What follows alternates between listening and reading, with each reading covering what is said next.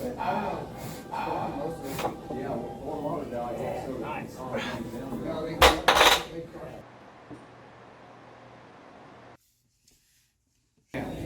one, yesterday I did 12. And then I did well, that's the issue. Yeah, 5 pounds, that's it. I can't keep it. Oh, wow. You know, it's a sad state.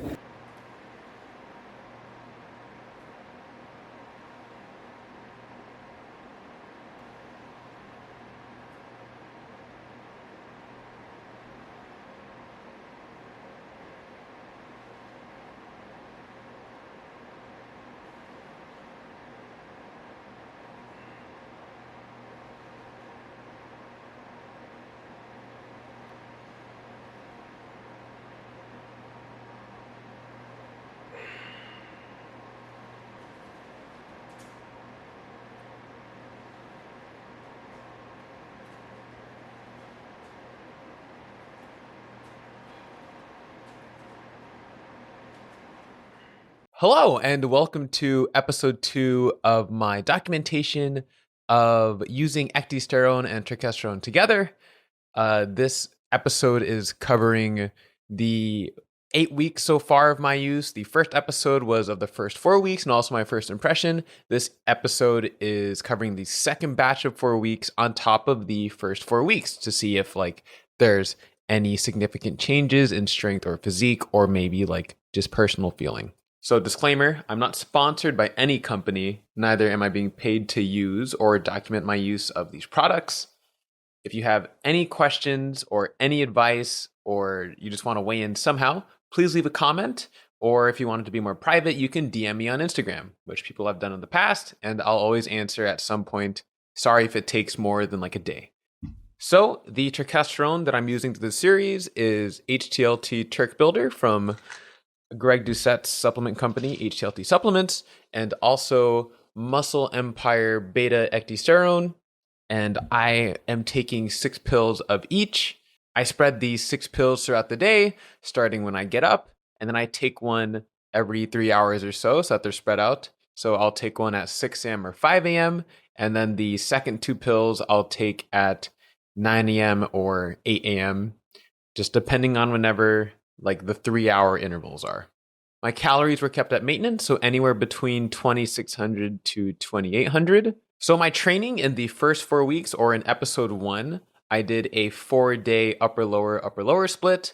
But for this batch of 4 weeks, I added in a 5th day, which turned into push, deadlifts, pull, upper lower.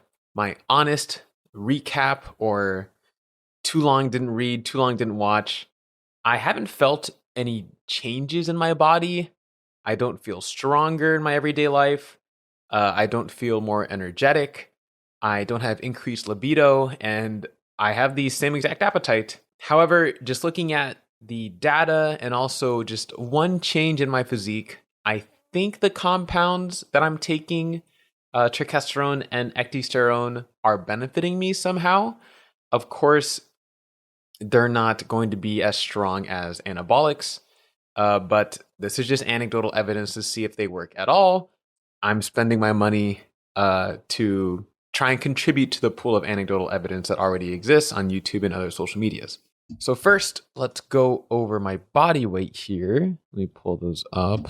So looking at my body weight, you can see that on the end of week 8, day 56, I was the exact same weight as I was on the end of week 4, day 28, which is almost the exact same weight as I was on day 1. So I didn't lose any weight. I didn't gain any weight. I don't have to average anything out, because if you just scan over the data, you can see that I ranged anywhere between 166, maybe high 165. Is there even a 165 anywhere? It just looks like 166. I ranged anywhere from 166 pounds to 170 pounds throughout the entire 8 weeks worth of data. And I always weighed myself at the same exact time every day, first thing in the morning. No weight gain and no weight loss means that I have successfully stayed at maintenance calories. And staying at the same weight is worth noting, because if I make physique changes, then that means I gained muscle and lost fat, Or if I gain strength, then maybe the ecdysteroids is actually increasing strength without me having to bulk or add in calories or something. I will now go over my strength. Just to explain things, I do Smith lifts as like assistant lifts, and I'm only doing 2 barbell lifts through this experiment or trial, and that is flat bench and deadlifts. And if you really want to be technical, I'm doing sumo deadlifts. But I only introduced these barbell movements at week 5, and as you can see, my PR from week 8 is significantly higher than my PRs from week 4. And I don't really want to contribute this to the ecdysteroids because becoming a more technical lifter will make you a stronger lifter, right? So I haven't done these compound lifts for a long time, and then I reintroduced them on week 5 of this like eight weeks worth of data, which means I'm going to be out of practice and I'm going to be weak. So on bench, on my flat bench, I did 225 pounds for 6, and then my highest weight, or I guess PR for a flat bench is 280 pounds for 3. And that like strength gain over a few weeks is extremely notable, but is not something that will happen just from ecdysteroid use, right? If the ecdysteroids is even influencing my strength, it's just from getting used to the movement and your body getting used to firing the muscles needed for that movement, right?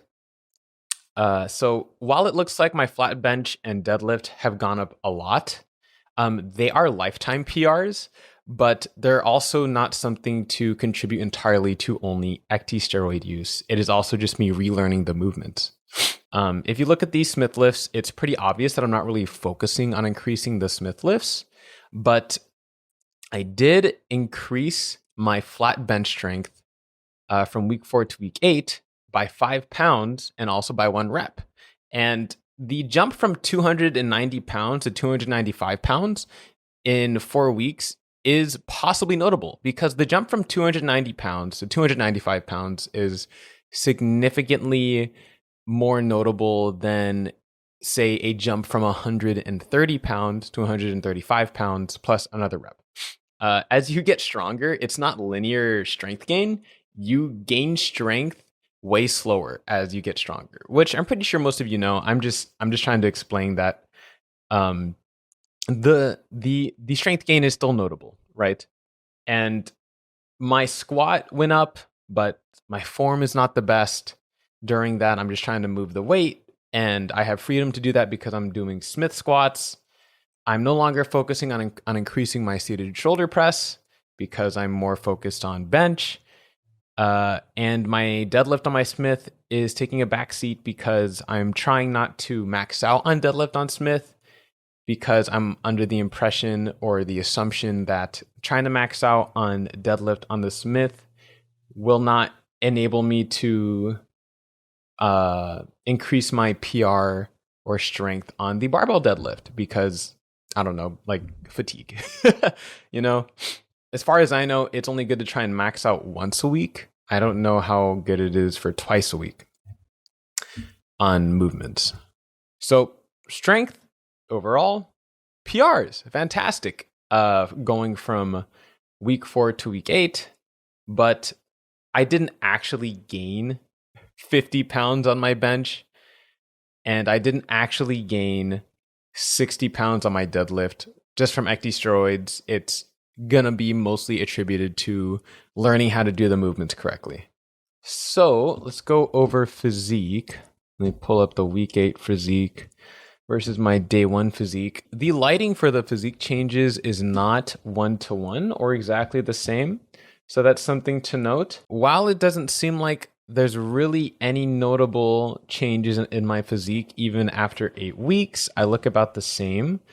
I think my back has come up a little bit. And this can be attributed to 2 things. It can be, or just like many things, it can be attributed to just more back movements. I added in a whole extra day of training And that was entirely focused for back and biceps, for pull movements. And just looking at it, my back, I think might be a little bit better. I wish that I took this progress video in the same lighting, but even in inferior lighting, I think my lats might be a little bit wider. I might have a little bit of back development from 4 weeks of having both a like back focused day and also using the ecdysteroids. But if you really want to, you can just say that my back came up because I added in another back day. But yeah, it is just worth noting that in my opinion, I do think that my back is looking slightly better. So side effects, I don't think I'm going through any side effects using these two guys here. However, the ashwagandha and Turk Builder, I've been taking Turk Builder for 5 months now, and the like prolonged or long-term use of ashwagandha can possibly cause a side effect where you're just not sad or not happy. If ashwagandha is taken for too long of a period or in too high of a dosage, there's always the risk of running into what I call the gray effect. And this is just simply where nothing really is exciting, but nothing's really depressing as well. And so everything is just, well, gray. And this is why proper cycling and proper dosage is just so important with ashwagandha. And unless I was just sick or something, or just lack of sleep, lack of energy, things have just been less impressive to me or less motivating to me, which is concerning, but also it might just be in my head because I've been watching videos on possible side effects of these things. And I'm like, wow, if ashwagandha does that, then maybe it's doing it to me. And you know, the mind can play tricks based off of things you've learned, but that's something worth noting. Other than possibly just losing some overall feeling and emotion myself, I haven't experienced anything in my everyday life. I'm not physically stronger or weaker. I don't think I'm mentally stronger or weaker. I am just there, right? And I still feel like I'm at baseline. I'm sleeping the same. My sleep isn't better or worse. Everything is the same. I can't even tell that I'm taking anything, which worries me because it's like, how am I supposed to know that the stuff is working besides just my strength and my physique? Yeah, no side effects, I think. We'll see. The ashwagandha might be causing side effects, but the turkesterone and the ecdysterone are not supposed to have any side effects, and I don't think I have any real side effects yet. So last week, I made a video on the different brands, the different popular brands of ecdysterone. And I wanted to explain in this video as well that basically I just don't recommend buying this because it's the worst value for your dollar. And if you're going to buy any ecdysterone, definitely buy Huge Ecdysterone or Intelligent Elephant Ecdysterone. Watch my video if you really want the full explanation why, but I would not buy this product again. But I'm going to use my full stock of it, and that's what I've been using through this trial. I will likely try a different brand in the future. So yeah, that's it. Things have not really been changing. I'm stronger. I think my back came up. And other than that, I don't really know if anything's working. Who knows? It'll be funny because like week 12 will roll around and I'll still be not conclusive by then maybe. If you made it this far, especially thank you for watching the whole video, but thank you for watching. And please like or subscribe or just like leave a algorithm comment. I'm mostly concerned about my subscription numbers or my subscriber numbers. I would like to reach 1,000 subscribers at some point. That's just my main goal right now, is to reach 1,000 subscribers. So if you're not subscribed, please subscribe. I'll see you guys next week and have a great day and week or night. Tschüss.